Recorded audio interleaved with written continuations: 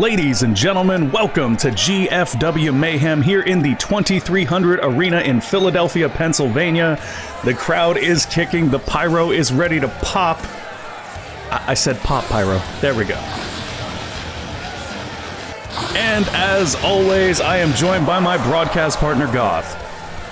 The pyro never pops when you want it to, but welcome back, ladies and gentlemen. I am here, good to see you, and we've got a hell of a show tonight. You know, that's what my ex-wife used to say. Anyways, moving on, folks, moving on. Let's go ahead and get the evening started. We have a wonderful match to begin the night for you. That is Jonah Wolf versus Derek Douglas. Derek Douglas was versus Tackett at the last pay-per-view backdraft, and frankly, Goth, he had one of the most impressive performances we've seen against Tackett in recent times. No, he did. Like, he wasn't going to go down easily against Tackett. No, he gave Tackett one hell of a ride before, unfortunately, Tackett did go win. But more interestingly enough is Jonah Wolf's matches as of late of literally knocking people out to win his matches. You're absolutely right. At the backdraft, though, Jonah Wolf did not find victory in his matchup. The real question tonight, folks, is will Jonah Wolf be able to KO Derek Douglas? SK level.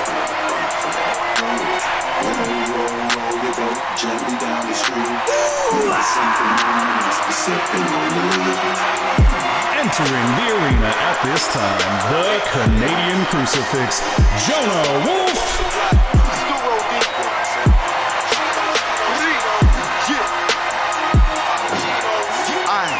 Brush my teeth, choose an outfit. Big racks in my account, I get paid. Every day, smoke the loudest. I get packed in by the ounce, I just blaze. And I got things from back in the day still ringing me.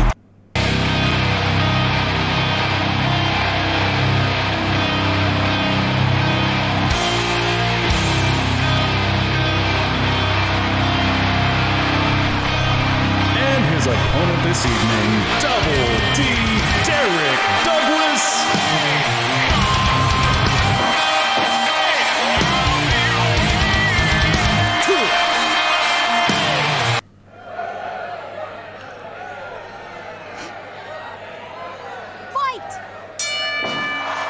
And getting underway here, already a body lock slam from Jonah Wolf, Goth, and the first thing I have to note is that both of these competitors happen to be from Canada.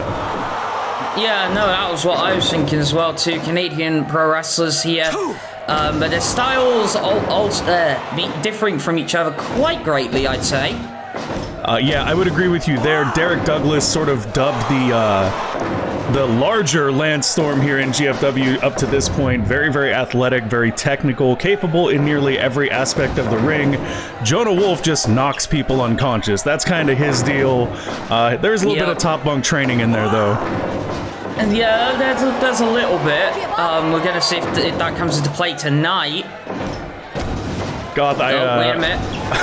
I have to say, I'm going to borrow a line from one of my favorite commentators of all time. Would you say that Jonah Wolf has criminal intent tonight?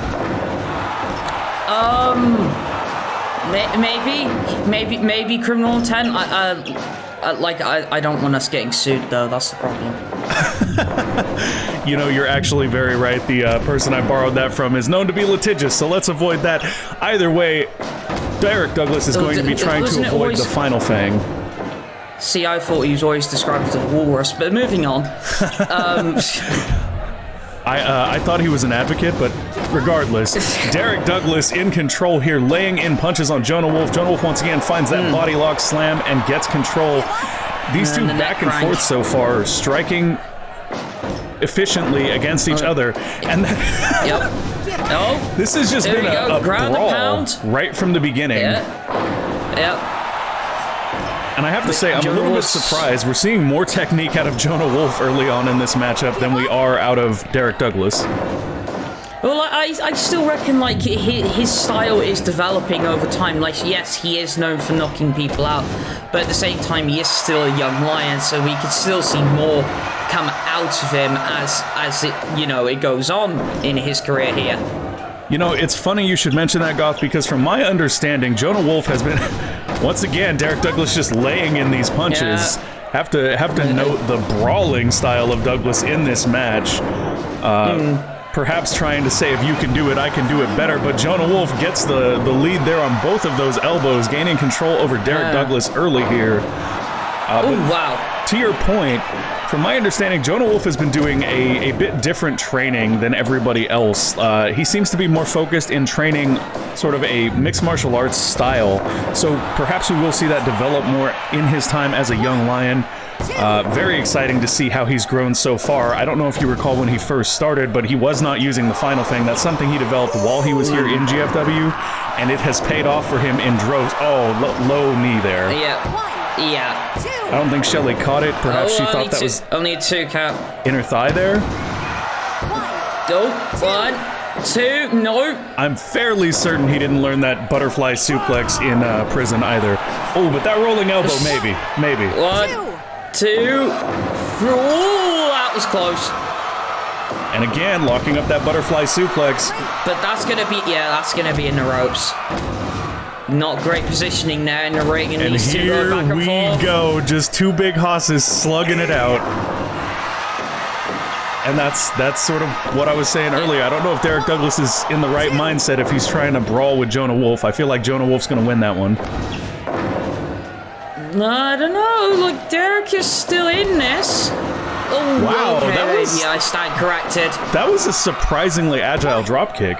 2, no! Not what we usually see from Jonah Wolf in the dropkick department, Goth. Do you think perhaps he's developing his agility a little bit while he trains as well? Yeah, he very well might be. Like I said, he could develop over time, gain new skills in the ring, and it may go further. Oh God. Yeah, may go further than just simply knocking people out in the ring. I mean, frankly, it's rather effective, so I don't know if I would even bother. Like, as long as he can get that final fang, the match seems to end pretty conclusively here. Looked like he was setting up for it there, but instead gets a neck crank. And that can... I mean... Yeah, yes, it does effectively win matches, but also could be ultimately predictable if the only thing he's ever going to go for is the final fang. You know what I mean? That's a very good point, Goth. Just wanted to make a point, those neck cranks can be devastating to your capability to perform in the ring. Even if they don't actually injure you, they can tweak nerves in the neck, causing muscle pain throughout the body. Like, just a very, very dangerous technique. And those knees, thought perhaps they set Douglas back, but Douglas able to counter here. Oh, wait a minute. Oh, God. Oh, God. Well, that's all she wrote for Derek Douglas. Jonah Wolf finds success one more time with the final fang. Well, Goth, we discussed Jonah Wolf needing to add maybe a little more to his arsenal so he doesn't become predictable, but once again, he does find the final fang nearly out of nowhere and just lays out Derek Douglas. Yeah, no, he does, but I'm still on the edge about the fact that he's only going to be using the final fang to knock out people. Yes, it's effective. I am not denying that whatsoever, but yeah, because I mean, he did lose to More Rivers at the Blackouts. Like, it's the only person that I think defeated him at this point, if I remember correctly. I believe you are correct there, Goth, but speaking about versatility and being offensive, I understand that Victor K. Morelli is on his way to the ring to speak for the network once again.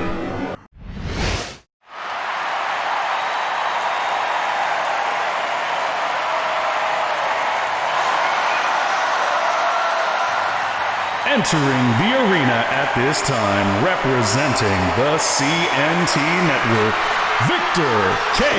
Morelli.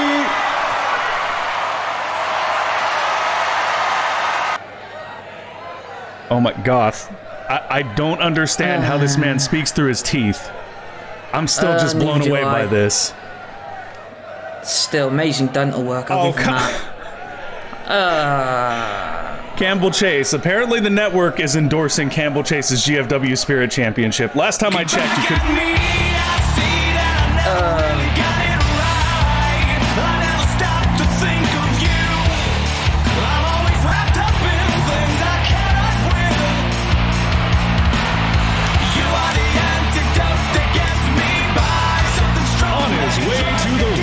GFW Spirit Champion, Campbell Chase.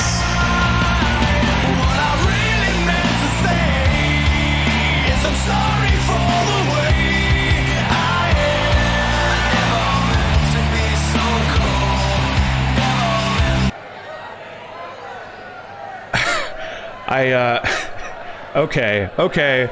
So the network is recognizing dumpster diving as the proper way to acquire a championship in GFW, apparently. Oh, I didn't realize brown nosing was a skill in pro wrestling. Apparently so, Goth. Apparently so. Oh, that's not overused at all. Garbage wrestlers and extremely crappy wrestling. We're in the East. Oh, hello.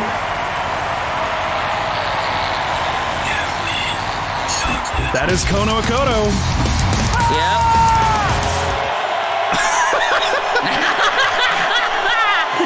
I mean, technically, prick isn't swearing, right?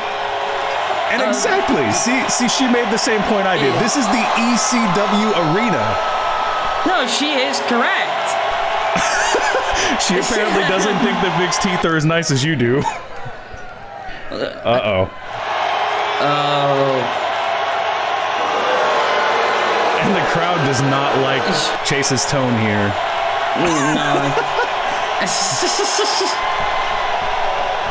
You know, she makes a good point. You want to talk about spirit in GFW, ECW, and this arena, that is the spirit of GFW.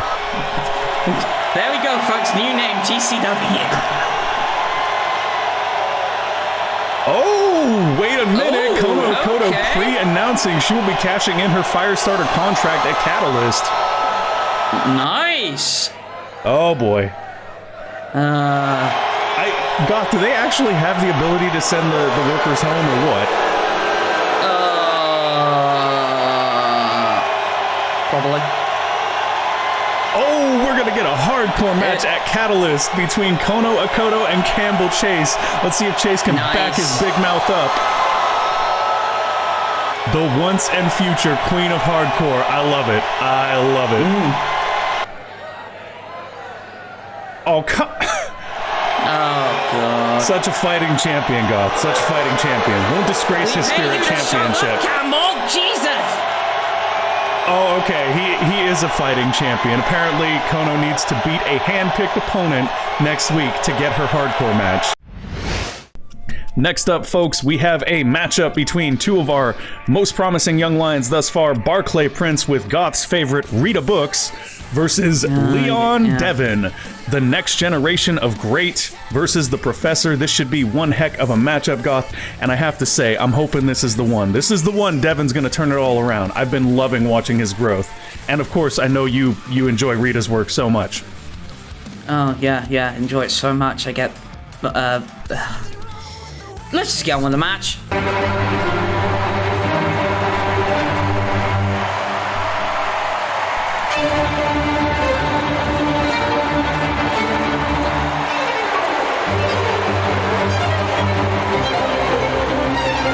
Entering the arena at this time, being accompanied by Mrs. Books, Barclay Prince.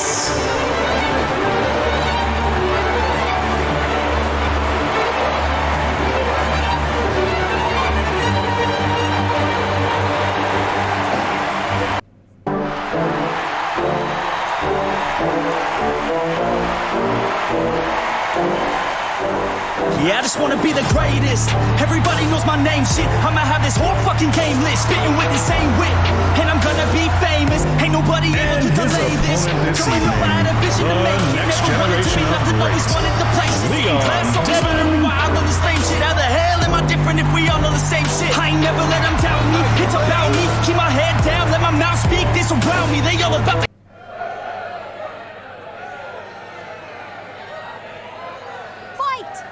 You know, Goth, on the way out here, Leon Devon, proud to say, are you ready? And I am definitely ready. I feel like Leon Devon's matches are some of the most entertaining matches we have every single week. I'm just hoping this is the one where he gets his win. If a certain Vixen doesn't get involved, yeah, hopefully it will be. What do you think we'll see Devon pull out this week, Goth? Anything new in his arsenal we should know about? Well, I hope there's something new in his arsenal, but I always look forward to those great knees he pulls off. That is a very good point. We did see at Backdraft in the Battle Royal, he pulled out a Kamigoye knee and just, blasted somebody. It would be very good to see Barclay Prince eat that tonight. Yep. Ooh. Devin keeping control here early on, takes the back and slides over into this headlock. Nice.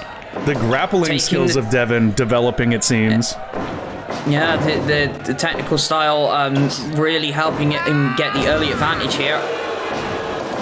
And Barclay Prince still using that more brawly style, hits a nice drop toe. Oh, and just snubbing Devin with the toe of the boot there. And I've made comparisons between the striking style of Barclay Prince and some of the more Kings Road famous competitors, and I know you hate that comparison, Goth, but I'm telling you, his rolling elbow and rolling lariat are something to behold. Yeah, keep telling yourself that. Come on, Goth, we know you're just biased against Rita, but oh wow, that drop toe hold landed the throat of Leon Gable across the bottom rope there. No, it's not that I'm biased against Rita Brooks, it's just that you're making a comparison to basically wrestling gods. Okay, Goth, okay, I know that you have a Misawa shrine at home. Yeah, I do. What about it? Goth prays there 3 times a day, folks. Always facing the east. Oh, beautiful, beautiful gut-wrench suplex there by Barclay Prince. And Devin able to fight him off here. Drags into... Oh, stomp to the head. Oh. So far, Rita Brooks has not been involved in this matchup, Goth, to her credit, I would say. Yeah, I hope it stays that way. Oh, Devin gonna move Prince over to the side here. Quick clutch. Cover, what? Oh, no. Hardly a one count there. But Devin again taking the back, and Barclay Prince prepared this time, manages to fight out of it. Look to go off the ropes there, but Leon Devin got up too quickly. Wait a minute. Oh, nasty elbow from Leon Devin. Gonna lay him out and goes into the guard. Yeah. Nope. Prince fights out of it. Devin seems to be focusing more on grappling this week than those strikes we've known him to use. Oh, God. And Barclay Prince is taking things to the outside here. Count has begun. Wait. No. Oh, come on. Oh, for the love of God! Rita Brooks assisting with that vertical suplex there. And now Barclay Prince... Oh, it's a 6 count. Come on. Oh, my God. Shelly eject. Oh, no, not like... The damn Vixen. Are you kidding me? For the love of God. And he has the nerve to wag his finger at Leon Devin. What a piece of garbage Barclay Prince is. I don't know about you, but I feel robbed. I wanted to see a Leon Devin match here tonight, and instead I saw Rita Brooks and Barclay Prince deliver a assisted powerbomb on the outside to get a count out. What do I keep telling you? This damn Vixen in glasses is ruining matches left, right, and center anytime Barclay Prince is facing anybody. Speaking of facing anybody, Barclay Prince is apparently cleaned up at lightning speed and is facing cameras backstage, so let's go see what he has to say for himself.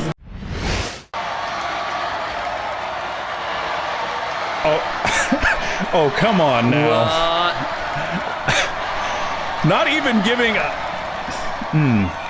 Moving straight into trash-talking Baihu is Barclay Prince off of his impressive victory here tonight. Oh, yeah. Baihu's never represented a challenge for Barclay Prince. Right. Right. You know, he's right about Mrs. Books and himself managing to stay a step ahead. Without Mrs. Books, I don't know how successful Prince would have been here so far. Not very. Oh my gosh. The professor's going to take Baihu to school at Catalyst, apparently. This is the first I'm hearing of it, Goth. No, it's the first I'm bloody well hearing of it. Well, he's got to develop his stratagems. Next up, folks, we have a matchup between Leon Gable and Baihu. Leon Gable, one of the most... What's the proper term, Goth? Disobedient young lions? Yeah, disobedient would be a correct term, but hopefully he gets his soul ripped out of his body by Baihu. Yeah, Baihu has shown himself to be a true paragon of the Young Lions group, and hopefully he's going to beat some respect into Leon Gable tonight.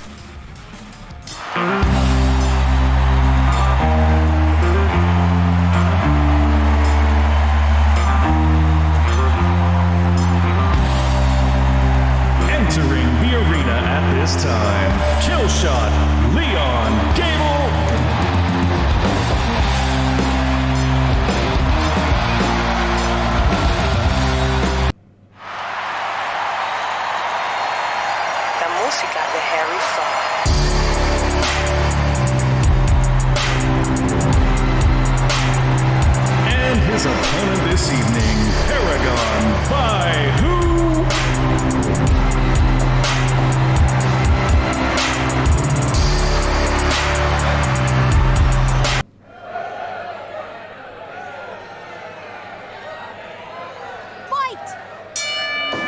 matchup underway here. Baihu gets us started with a quick fireman's carry.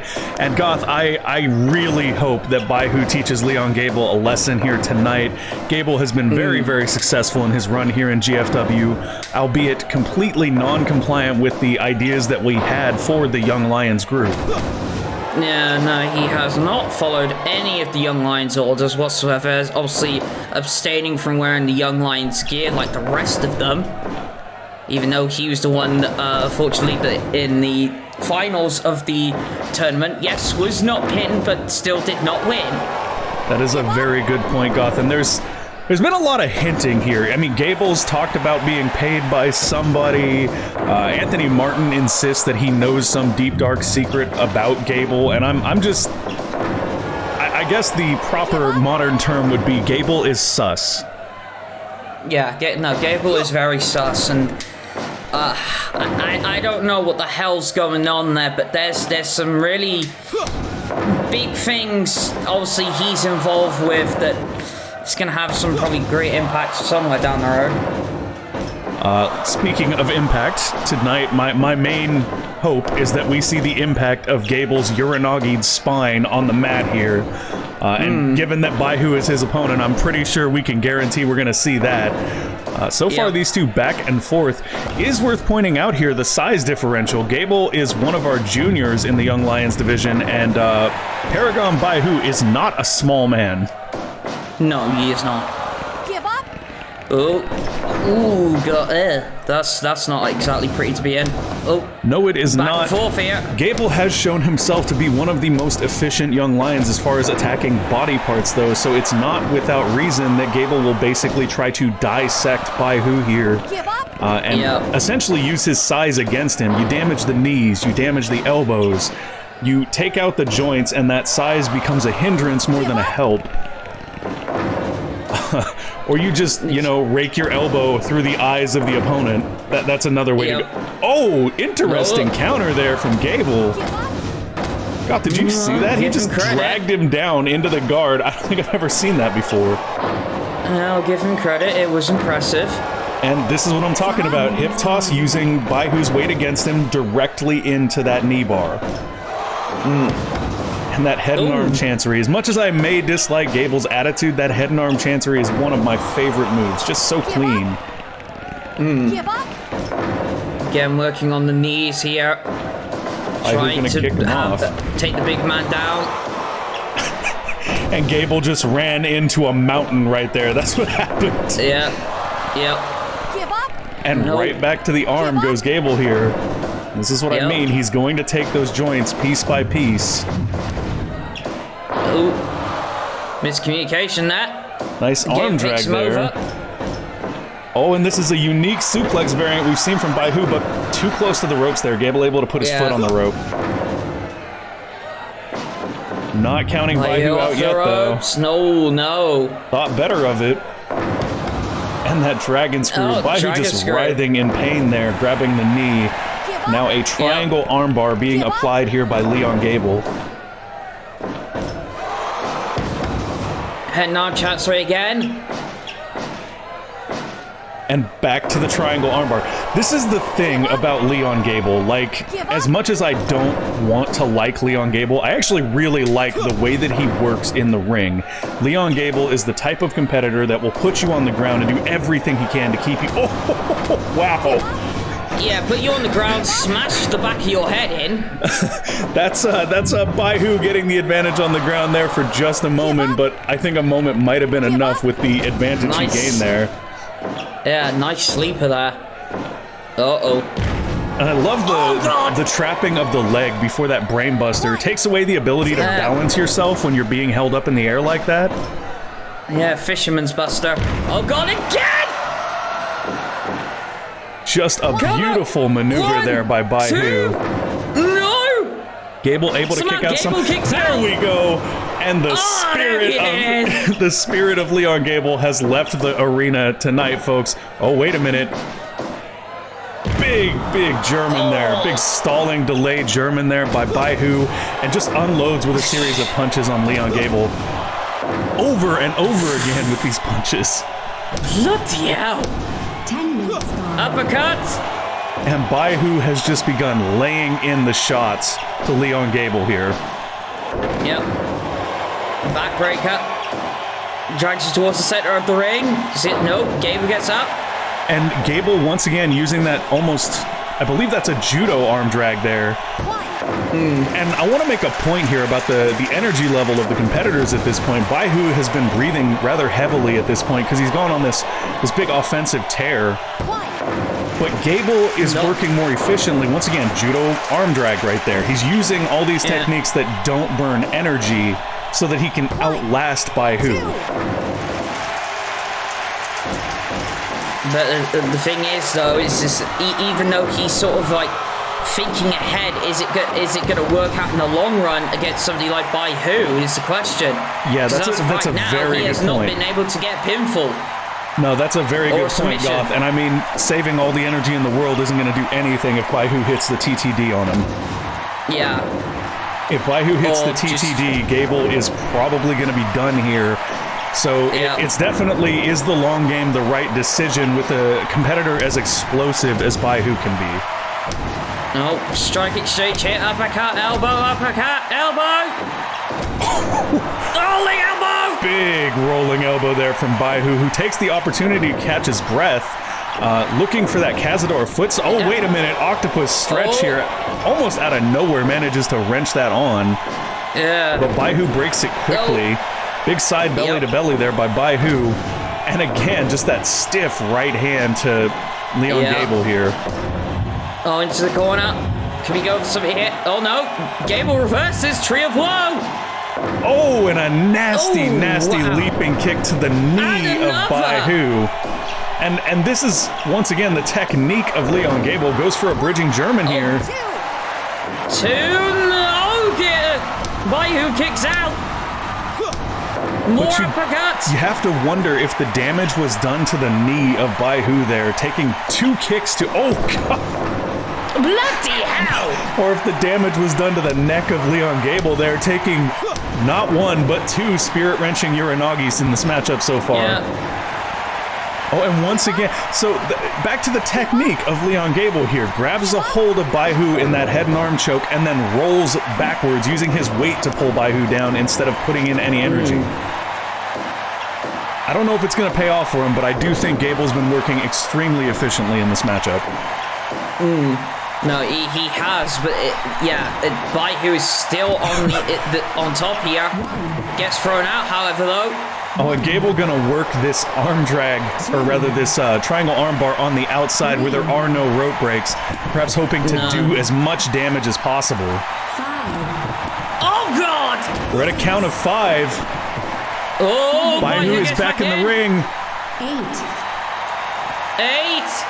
Just barely beating the count there is Leon Gable. It just shows that you can't really mess with Baihu in that way. He's not gonna have it. Oh god.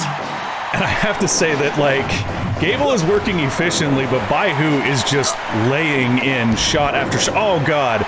Collision with the referee by Baihu. Shelley is down, and Gable is back up and in control for the moment. Gonna try and take the advantage, yeah. Oh, wait a minute. Oh, Point blank. Point blank! Point blank pulls him off the ropes. Could be it right here. This is over. No, he's going to grind his forearm into the face of Baihu here. Apparently doesn't think he's done enough yet. Oh god, and the Uranagi there. Yeah. How the hell is Baihu still going? He hit point blank, for God's sakes. Yeah, that's a very good point. Usually point blank will just put somebody down, but Baihu is a tough as nails competitor and seems to be fighting through it. It's not only that, I'm thinking, is it because of the size difference? Was Leon Gable not able to push him up enough to really get that kickoff in the point blank? Oh my god. Making it less impactful than usual. And Baihu is in control of this matchup, almost like he got a second wind, like that point blank actually just fired him up. And actually, Gable seems frantic here. Bloody hell! That was a nasty, nasty low drop kick. The leg of Baihu had to have been damaged very badly by that one. He flipped and rolled off of that impact. Yeah. But you see what I mean? It's like Leon Gable, after not being able to finish with that first, the point blank. Oh God, a pendulum he's bomb. becoming frantic to end this. Yeah, I don't think we've actually seen Leon Gable hit that low drop kick before. We have seen him clinch matches with this victory armbreaker, but I believe that he has just landed Baihu in the ropes on that one, and now to a dragon sleeper once again, though, on the ropes. And I definitely agree with you. It feels like Gable is getting more desperate here. Oh, Cazadora foot stomp. Oh, God. He is pulling out all of the stops here against Baihu. 1, 2, no. Two count there. Still kicking out. Baihu tough as nails in this matchup, and back and forth they go. Oh, yeah, God. and oh, God. But it's the point that the more frantic Gable becomes, he loses like his ring general skills. Like as we saw with the submissions, he was always in the ropes. Yeah, I think you're very, very on point here with that one, Goth. I think as Gable becomes more concerned about his ability to close this matchup, he's losing his composure. Oh, wow. Oh my God. Gable has pulled everything out of the books now. Yeah, no, he has.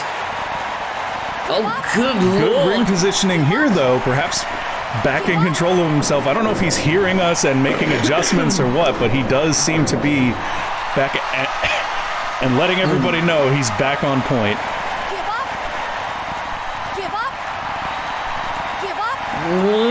Is Spy gonna give up? Thought he was going to get him with that stranglehold, but does not manage to close it out. But that's got to have an effect on the wind of Baihu. Lord, that spirit crushing Uranagi there right off the ropes. It always looks most impactful when it's that short distance off the... Oh, God. And Gable is rolling around, clutching at the neck after that spine buster. Perhaps the damage done by those Uranagis. Like a bungee cord. Oh, God. And an STO, again, targeting the neck of Gable. Has to be setting up for the TTD here. Yeah, no, he has to. If he hits it, it's all over. Oh, and a kitchen sink. Wait a minute. Gable's got him up. Wait, no. Point blank, number two. Number two here. God. 1, 2, 3, again. Look. How did... Oh, but wait, he's right back to it. What? You gotta be kidding me. 2, 3. And Gable managing to close it out here, literally pulled out every stop he had, took 2 point blanks in a row to put Baihu down. Holy. Absolutely incredible, Goth. The toughness of Baihu, totally unquestionable in that matchup, but Leon Gable able to find the answer, so to speak. Like, we saw him get frantic for a minute, and then I think after the frantic moment passed, he just got really, really focused, which is why we saw those 2 point blanks in a row. Like, he knew, this is what I'm gonna have to do to put him down. I mean, you think about it, he hit 3 point blanks in that match to put Baihu away. Yeah, and I mean, for me, it's about the 2 in a row at the end. Like, okay, one is not enough, then I'm gonna give you 2 of them in a row. Let's see you kick out of that. Yeah, but it's the point you did kick out of the first one. Yeah, Baihu is a tough son of a gun, and I don't know. I mean, I'm impressed with both competitors in that matchup. Let's go ahead and move on to our next matchup of the evening here, folks. That is going to be Xavier Shamrock, the leader of House of... Oh, you okay over there, Goth? Yeah, it's just... it's contagious. Oh, God, it makes my skin crawl. Yeah, Goth is retching in response to seeing Xavier Shamrock on the marquee versus Anthony Martin. These two seem to have had a back and forth going for quite some time here. It'll be interesting to see what happens when they get in the ring together next.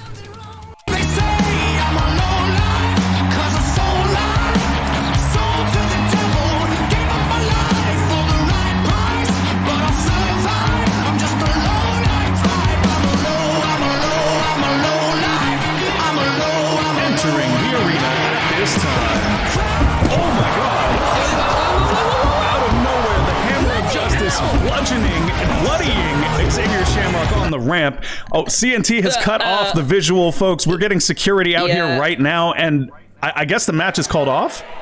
Yeah, there we go, Goth. It seems that Anthony Martin has confirmed what we've been informed, that X is obviously not competing tonight.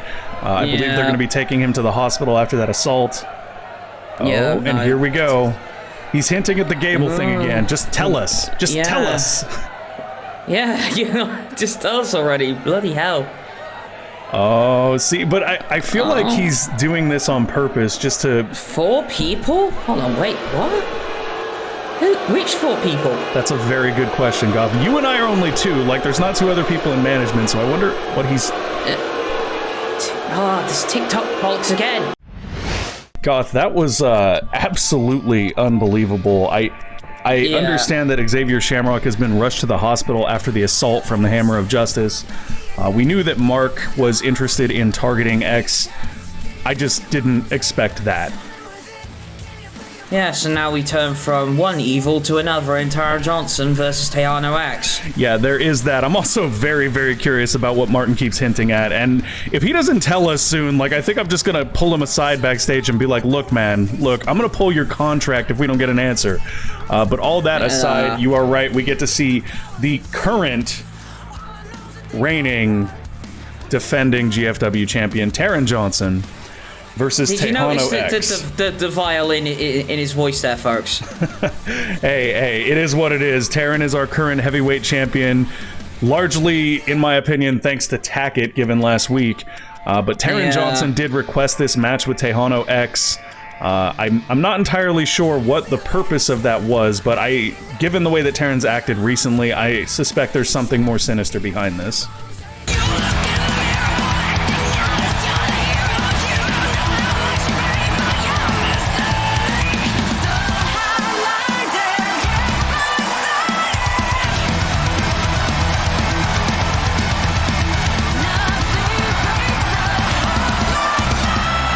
Entering the arena at this time, your current, reigning, defending GFW Heavyweight Champion, Taron Johnson.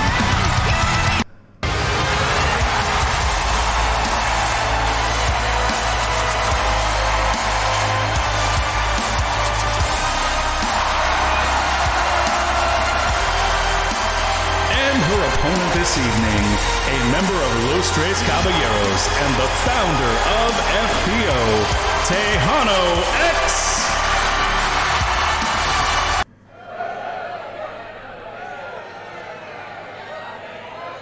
Fight! Give up? Well, Goth, Underway. not surprised to see Taron going to work on the arm here with Tejano X. I'm kind of curious about why she decided to challenge Tejano X this week in particular, Goth. I have no idea. The woman goes back and forth on people like Big Show's had face and heel turns. Well, that being said, the one thing that does sort of come to mind for me is that Tejano X is part of Los Tres Caballeros, a group that was founded by himself and our very first GFW heavyweight champion, El Fuego Azul, although he was El Fuego Negra then, as well as Danny V5. So I wonder if perhaps this is the start of something. I mean, if you wanted to legitimize yourself as a heavyweight champion after what Taron did to acquire it, what would you do, Goth? I would go after one of the most historic champions in GFW history. Never mind, perhaps one past their prime. Give up? Yeah. But it's the point of, like, I don't care how much she wants to legitimize that she is the heavyweight champion. It does not cover the fact of how she got that title in the first place. And in my opinion, after the performance from Tackett the week before, has yet to defend it successfully and legitimately. Yeah, that is a very, very good point, Goth, but that's sort of where I'm going with this. What would you say if Taron faced El Fuego Azul at the Catalyst and beat him without cheating? Would she be a legitimate heavyweight champion then? Hold on a minute, sorry.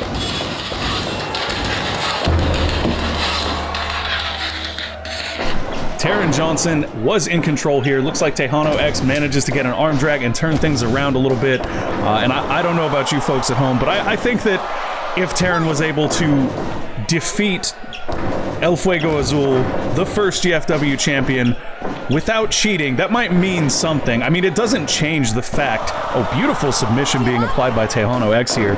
It doesn't change the facts that she won the title under controversy, and I still, to this day, consider Professor Asher the rightful GFW heavyweight champion. That's not going to change until I see Taron Johnson defeat him without underhanded tactics, without Tackett running in to interfere in the matchup.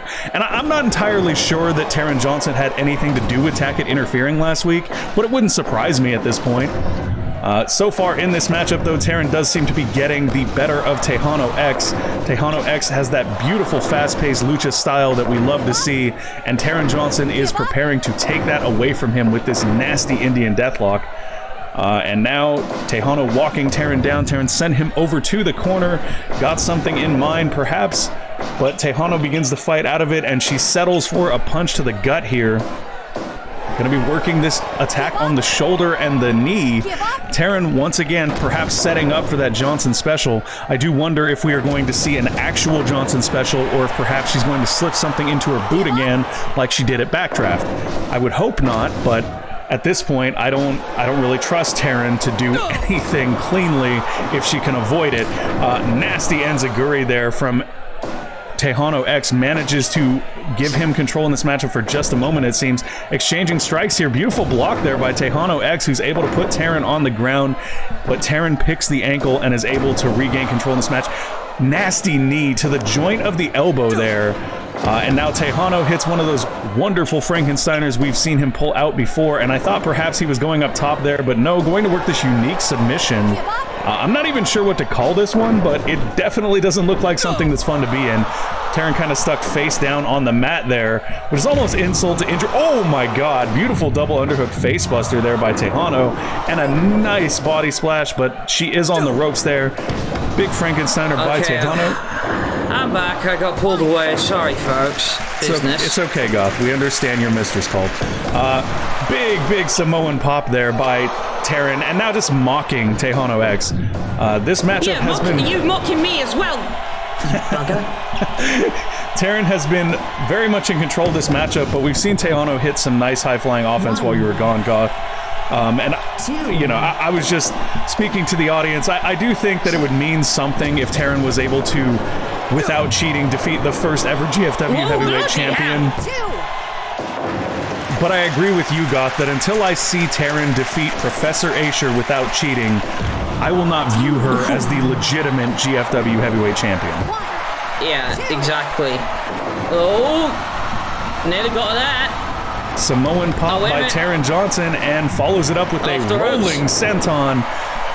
Yep. See, and this is the thing that really bugs me. Like, I don't see Taron really swinging into that nasty cheating persona here. She really does remind me of the way she worked in the ring beforehand, and I just, it's hard to believe that Taron Johnson, somebody who for the longest time was sort of, and look at this, using the yes taunt of her mentor, Daniel Bryan, to... Daniel Bryan rolling in his grave and he isn't even dead yet. Just snubbing Tejano with the toe of her boot there. And it just feels like one of the sweethearts of GFW just turned her back on everyone almost out of nowhere. Yeah. Rolling knee bar here. I mean, she's given her reasons and everything, but I think she has this skewed perspective on everything that's happened to her, not really taking in both sides of the situation, which has turned her into the person we know now. Do you almost feel like perhaps she has a victim complex in GFW, Goth? Quite possibly. Schoolboy roll up there. But it's the point with all of her skills, all of her wrestling ability, she doesn't need to take the low road. She could have still legitimately beat Professor Asher at the blackout. Or could she, Goth? That's what I'm asking you. Not could the blackout, backdraft. Damn it. Sorry. But that's my point. The question everybody's asking is, could she? Could she really? If she...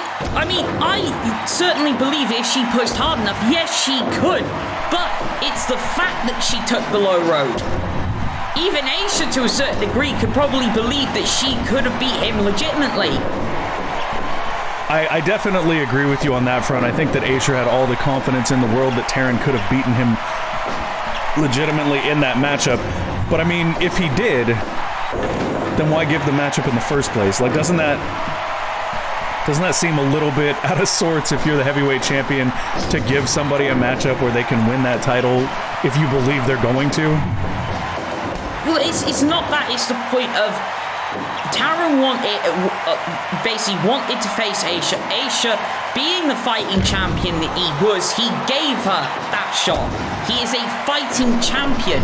It doesn't matter who he has to face. He will defend it. Beautiful Hurricane Rana roll up here. Only 2 though. Yeah, so you're essentially saying that Acer gave her the shot because he's such a stand-up guy, which I agree with. I really do. Yeah. I think he out of the ring. Definitely paid for being a stand-up guy. Bloody hell! I believe that is a tornillo. That was absolutely beautiful. But Taran is back up and following Tejano back into the ring already. Ooh, nasty combination of strikes there from Taran Johnson gets her back in control. That big stepping big boot. Really a beautiful part of her offense. Oh, wow. This body lock dragon sleeper here. And Tejano is nowhere near the ropes. This could absolutely end the matchup, but he manages to break it. Yep. Taran got him in the corner. In the corner here. And look at that. Handspring elbow, and oh, is she going to go for it? She goes for it again, being greedy, and Tejano gets out of the way. Yep. But Taran manages to maintain control, even with Tejano capitalizing on her mistake. Oh, God, he just kicked her in the face to break that knee bar. Shooting star press, but they're on the ropes. Bad positioning there for Tejano. Great positioning for that moonsault, though. Oh, and he's going up top here. Oh, she rolled out of the way. Tejano gets nothing but mat on that one. But he is back to his feet before Taran, and this one does land. Bloody hell! 2! Oh, God, that was close. Tejano got her up. Nasty, nasty gutbuster there on the knees. And he's waiting. Oh, I know what we're going to see here. Beautiful Hurricane Rana off the top rope. Gets the cover. 2! No! I thought he had her right there, Goth. We've seen Tejano end many a matchup with that maneuver. Oh, God. Twisting body splash from Taran. Decides not to... Oh, wait. She is covering. Roll up here. Schoolboy roll up. 2. Doesn't quite get the 3 count.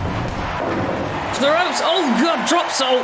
The agility of Taran Johnson never ceases to amaze me, regardless of her choice of actions in previous weeks. Sending Tejano to the outside. Perhaps Taran gonna fly here? Possibly, it looks like it. Oh my God, that was amazing. Corkscrew plancha, or rather a springboard. Sasuke special. There you go. I'll let Goth call that one. Sasuke special. Oh, Taran tried to go for an arm drag there. Tejano counters with a knee to the spine, but she is back in control already. Off the ropes. Drops out again. Big, big kick there. Tejano is up, but he is groggy. Oh, wow, that screw kick. Another. And wait, Johnson special. Johnson special. No nuts this time. Just a regular old Johnson. Oh, and that's going to do it. He had to tap. Tejano X, that I imagine he was so disoriented after that screw kick, he couldn't defend the submission at all. Phenomenal matchup tonight between Taran Johnson and Tejano X Goth. Tejano looked great in that match. I think Taran she hit that screw kick, she knocked the sense out of him, and then caught the Johnson special. I will say that I'm glad to see her not have implemented dirty tactics to win this matchup. But it does beg the question whether she needed to do that at all against Asia in the first place. Exactly my point. The whole point I was making in that match of all her skills, all her ability, she doesn't need to take the lower road. And if she is listening to this, just hear me out. You've been on top in GFW for a long time, and you didn't need to take that road. So just think about that. No, she did not. But speaking of Taran Johnson and the true GFW heavyweight champion, Professor Acer, I understand he has a microphone and is on his way to the ring right now.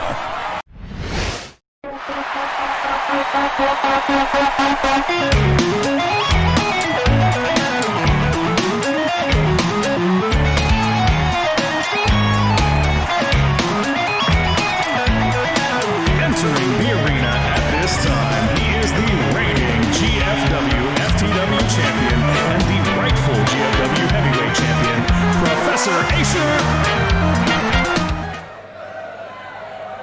Ooh. Oh. No words being spared by Asher, and I don't know about you, Goth, but the first thing I notice is that Asher is in ring gear tonight. Yeah, he is. Obviously looking for a fight, he is. And he is calling Tackett out. Says, you want the championship? Come get it. Yeah. Oh, is meeting me face to face the hard line you won't cross. Only know whose music that is. Oh, yeah.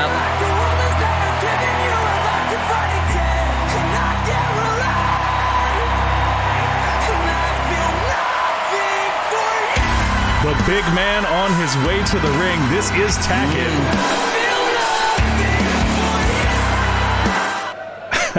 The way that he says champ, Goth, I don't think I've ever heard somebody say champ so dismissively. Yeah. Okay. Says Asher's living on his own hype or failing, it would seem. Oh, okay. Tackett wants to pick his stipulation at Catalyst. Okay. I'm listening. I don't know how I feel about that. Do you feel like maybe Tackett is just trying to get into Asher's head? Unlikely. Okay. Yeah, And Asher's calling him on it. We fought X together, he says. You're not as good as he is. Wow. Okay. I like this. If Kyle Sycamore beats Tackett next week, then Tackett gets no championship match at Catalyst. Yeah. Oh, now Tackett wants to back out, huh? He's the hero of this story. And Asher, heroes don't bravely run away. Never heard a better point made. Yep. Oh, and this is what I was thinking in the beginning, Goth. Yeah. His injuries will be on your head. Tackett is going to try to hurt Kyle Sycamore. Yeah. Oh, boy. That is a terrifying thought. Well, Goth, I really, really hope that Asher made the right choice there, agreeing to Kyle Sycamore and Tackett's facing next week for their sort of challenge they've discussed. I have concerns for Sycamore's safety given Tackett's penchant to hurt people, but speaking of hurting people, this next one, somebody's probably gonna get hurt. Last week, after Victor K. Morelli came out and announced there'd be no more hardcore matches in GFW, we saw that Phoenix was very upset about that. He seems to have had a backstage confrontation with Panda, who is a former hardcore specialist. But Panda is not as upset about the changes as Phoenix is, and Phoenix kind of taking a you're either with us or against us approach to Panda, which is why Panda asked for this matchup. Yeah, he did. He did all right. Panda, obviously, you know, as we said, has got a hardcore background, but has moved on greatly since then. Well, we'll see if that holds true in this matchup tonight.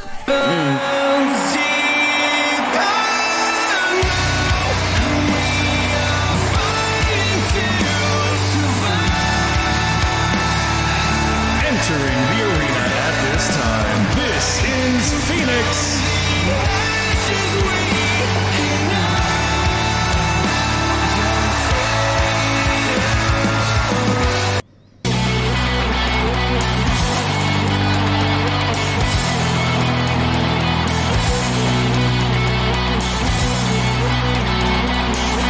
And making his triumphant return to GFW Mayhem as one half of the GFW Tag Team Champions, this is Panda!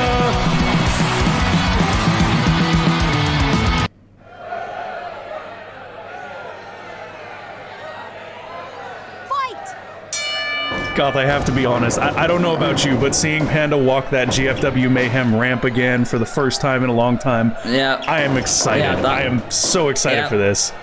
The fuzzy mountain in his back. Oh, and he's back with a vengeance. Nasty knee there to start things off. Again with that nasty knee. And do you think that perhaps... You can't stop a mountain!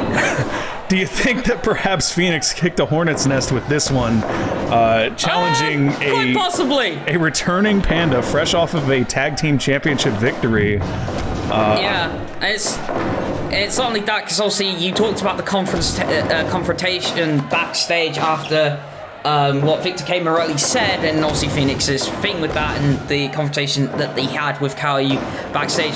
Obviously, we've known Panda to sort of be the mother hen, as it were, for Team Kaoyu.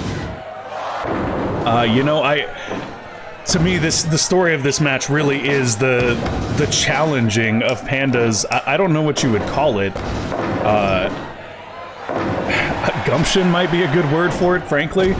But Phoenix basically challenged Panda's pedigree and basically said, you've gone soft. To your point of him being the mother hen, Phoenix basically said, you've gone soft. You're not hardcore anymore, and, you know, kind of screw you. And now we're seeing the results of that, which so far has been a little back and forth, but Panda definitely getting the majority of the offense early here. Yeah. Oh, God. Counters that lariat with a nasty knee. There's nothing like a mountain falling on you fist first there. Yeah. Oh, God. Oh, God. Now, Phoenix, a competitor we've known to be able to take quite a bit of punishment, that Iron Claw being applied by Panda, something new he's added to his repertoire while he was on recovery, it seems. Yeah, that big Panda Claw. Phoenix sends him into the corner, isn't able to capitalize, though, but is able to land a hammer shot there and just work over the back a little bit. Back and forth they go. Who will come out on top? And it is Panda. Oh, I think Panda is perhaps in the best condition we've seen him in his entire career. And I once again question the wisdom of Phoenix challenging him at this particular moment. Oh, God! But I mean, I suppose he didn't directly challenge him. He just kind of got in Panda's face backstage, and Panda did ask for this match. So Panda coming out on top so far. It's more to prove a point that Panda doesn't need the hardcore, well, in his opinion, doesn't need the hardcore style anymore to get the job done in between those ropes. And I just want to point out again, once again, Phoenix, for as much of a brawler as he plays at being there, landed several hammer blows to the back and went straight into a Boston Crab. That's not an accident. I honestly think that Phoenix gives people the perception that he is just a one-dimensional brawler in order to create openings for him to exploit that belief. Again, but it's the point, are we gonna see it go a bit further than that in this match for Phoenix to prove his point that, you know, pretty much anything's legal, especially, you know, hardcore. And that rather ungraceful spinning frog splash there that I believe you coined the fall from grace. Yes. Yeah, the fall from grace. And now Panda again applying this Iron Claw hold, gets a 2 count off of it. Phoenix just able to fight it off. That's gotta suck though. Yeah, that big hand smothering your breathing is not a fun experience. And then just like almost like feels like you'd be digging into your skull as well. Yeah, that's a very good point. The massive lunchbox-like hands of Panda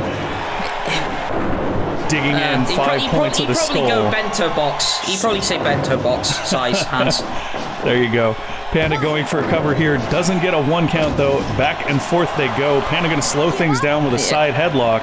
And this is more what I would expect in this matchup. I expect Panda to be more of the technician here.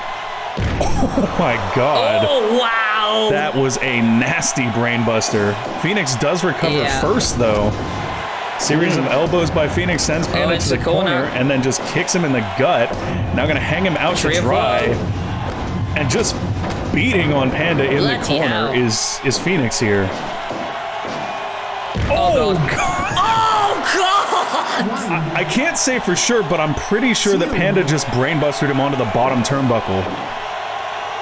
That was not a pretty picture. And Panda now applying this standing claw. Phoenix drops to one knee, unable to maintain his posture here. Oh, and now a series of elbows by Phoenix and a knee drop to follow it up. Yep. Off the ropes he goes. Ooh, flying lariat. And the crowd is beginning to warm up a lot to this matchup. They seem very excited here. Oh, nasty sequence of elbows followed by a leg drop to the back of the head. Yep. And again, Panda lands that claw. And somehow Phoenix able to break free. Yep. Sends Panda to the corner, but will he be able to follow up? Oh, God, just hung Panda across the second rope there, did Phoenix. And now backdrop headfirst into the turnbuckle. I have to say, it's interesting that we've seen both of these hardcore specialists, or rather former hardcore and current hardcore specialists, utilizing the turnbuckles as weapons. Oh, and an STO out of nowhere. I mean, it is quite possible that some of those former habits of Panda are still lurking around in his arsenal, but obviously he prefers not to pull them out, but maybe he might have to in this match against Phoenix. Yeah, I definitely think that we're perhaps seeing that here in this matchup. Phoenix with a big flying crossbody. Not often you see that from a man his size. No. Oh, Panda says, I got a flight for you, buddy. Sending Phoenix to the outside. And what is he going to do here? Suicide elbow there. Just destroys Phoenix on the outside. Applying this half crab, Phoenix manages to break it, and Panda recovers and returns to the ring. Somebody the size of Panda flying over the top rope. That's terrifying. And another flying crossbody. Center of the ring here. Only gets a 2 count there. Yep. Strike exchange. Oh, Phoenix telling him, bring it on. Perhaps going to regret that. Yes, he is. Panda just ran through him there. Oh, and Phoenix with the jumping brainbuster there. And Panda going to send him outside again. Are we going to see it again? Oh, my God. No way! Oh, and Panda again with that suicide elbow. And I think Phoenix landed headfirst on the ramp there. Yeah, I think he did. Yeah, he is gone.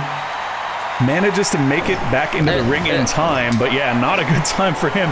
And after the damage to the skull on the outside, you have to wonder if this claw's gonna do it here. Oh, no. Point of the elbow driven into the furry face of Panda. And that senton bomb style senton splash on the mat twice now from Phoenix. Yeah. Off the ropes again. Flying lariat there. He is pulling out all the stops here, apparently trying to prove his point to Panda. Drives the elbow into the face of Panda again, but misses with that strike, and Panda catches him with a nasty chop across the chest. Bento box leaving a mark there, so to speak. Yep. And the crowd is losing it at this point. This is a phenomenal matchup between these two competitors. Oh, deadlift German there. God. But Phoenix is able to grab the bottom rope. Yeah. Off the ropes. Oh, and Panda catches him in that big bear hug. But again, too close to the ropes. Able to put a toe on it to get the break. Now side headlock. Oh, and a lariat finds space for that lariat to try to regain control. And now posing over Panda is Phoenix. Perhaps not the best decision here. The fall from grace again. Yeah. It's a 2 count there, but it's not enough. Hits that nasty elbow, and back and forth they go here. Yep. Oh, and a rolling lariat. Phoenix seems to be on a bit of a tear here, but Panda catches him with a nasty elbow. Yep. And now an elbow drop to the back of the skull. 1, 2, no. I have to say, like, these two have been beating the hell out of each other in this matchup. Yeah, they have. Oh, he's going up again. A second fall from grace. Going to pull out everything he can in this match to try to put it away. Yeah. But wait a minute, Panda's got him. Oh no. Oh, nasty powerbomb. God. 2. And how did Phoenix kick out of that? After all the abuse he's taken. Idea. And with a drop toe hold here, and now just stalking Phoenix. Oh, beautiful deadlift German. Could be it right here. 2, no. Phoenix still kicking out. Phoenix trying to go around the back, but Panda catches him. Oh, bear hug. This is not a good position to be in. Bear hug. Not a good position to be in at all. Yep. And again, the claw applied by Panda. Give up. The bento box-sized hands of Panda trying to crush the skull. Oh God, the power. Oh! And chucking Phoenix towards the center of the ring now. But able to kick him off is Phoenix. Yeah. Panda's got him up. Oh God, that nasty brain buster. 1, 2, no! That was so close to 3. I thought that one was going to be it. And Panda seemingly a little bit exhausted here. Yeah. Oh, and that nasty headbutt, but he hits the lower back of Phoenix, not where he'd like to land with it. Yeah, that bamboo splitter. Yeah, it wasn't full contact, didn't get the And Phoenix looks all the exhausted impact he here. wanted. Oh, they collide at the rope. Oh God! Both men just... down, hit. Oh, wait a minute, back up on their feet. Oh, nasty Yakuza God. kick. And a jumping brain buster. And can't capitalize on it. Just forced to catch his breath after that. Back and again, forth yet again beckoning they go. Panda forward. Not a good plan. And Panda just runs right through him. A half grab being applied by Panda, but Phoenix able to grab the rope there. Yeah. Chucks him across the ring again. Not getting the rope this time. No. Give up. No. Misses with that elbow, but Phoenix finds one of his own. And 2 of his own. Wow! Big backdrop center of the ring here. Sending Panda off the ropes is Phoenix. Kitchen sink. Both men still up. And both seemingly exhausted by this point. Yeah. This has been an absolute brawl between these two. That senton bomb style senton again by Phoenix goes for this sleeper hold here. Could be it. Panda struggling though to break out of it. Yeah. Oh, wait a minute. Managing to break free is Panda. Nice elbow there. Gonna send Phoenix off the ropes one more time. Oh, the height on that back body drop. And now into this half Boston Crab again. Phoenix near the ropes, but not even able to drag himself to them. No. I mean, you think falling from that height on your back it's gonna suck. Oh, wait a minute. The claw hold applied here. And that's it. That's it. You got it! Phoenix has given up here. Panda has managed to submit Phoenix with the Iron Claw hold. I think that might be the first time Phoenix has ever been submitted.